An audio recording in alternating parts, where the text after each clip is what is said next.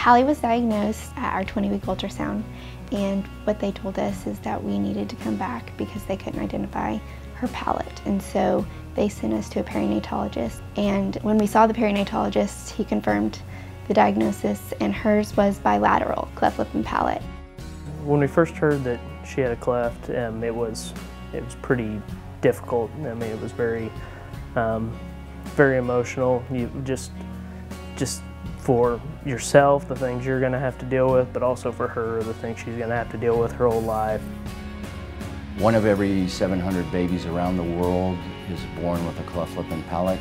You know, sometimes we know there's a genetic component, but the great majority of the time, it just happens and we don't know why it happens. These kids are beautiful, normal in every way, but they really don't have a chance of living a normal life unless you address their facial features. And if they have a cleft palate, they need that repaired so they can speak, so that people can understand them. So what we try and do is we try and get them fixed in the first year of life. That way when they get out and they start socializing and playing with other kids, you know, they're going to look normal except for a little scar on their lip.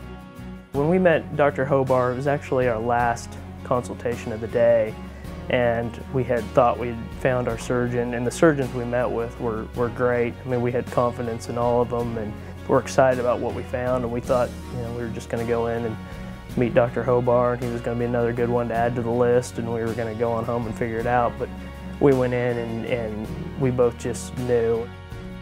He was somebody that just sat there and listened to everything, every crazy question I had, and really went in depth on why he does what he does, and not just his techniques, but he also went personal, and I appreciated that. And you know, he kind of just dug deeper to where you want somebody to dig, not just everything medical.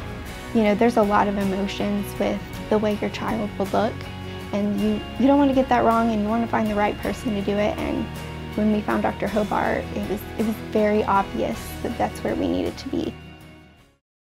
We like to see the baby right away because we can start forming the lip and shaping the nose so that when I do the surgery at 3 months of age, it'll get a much better result. You know, I see a lot of mothers who are 5, 6, 7 months pregnant. They've had an ultrasound that shows their baby likely has a cleft, and so they're prepared when the baby's born. I'm set up so that we can begin what we call pre-surgical orthopedics, and that's just a little simple device that helps bring the gums together, helps shape the lip and the nose so that when I do the surgery it turns out much better. But I show them pictures of other babies, and we even give them mothers who have children with clefts that they can call up, and so it really relieves a lot of the potential anxiety and stress that can come without having gone through that process. The result that you get after this surgery at age 2 or 3 months is what she's going to have the rest of her life. Obviously there can be corrections, but it's very important to get that right.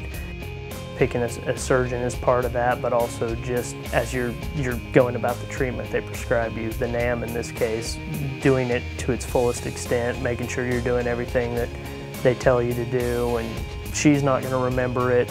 We're probably going to have a hard time remembering it in 20 years, but that result she gets is going to be there, and it's worth a little extra headache or a little extra hardship now for a better result long term. We love Hallie. We love the way she looks. We think that she's beautiful. It's going to be hard seeing her look completely different after surgery, but at the same time there's just going to be so much peace of mind that we did everything we could, and she, you know, she's going to look even more beautiful. That's all that's all this is. You're just adding on to their beauty inside and out. I know she's going to be a better person because of this.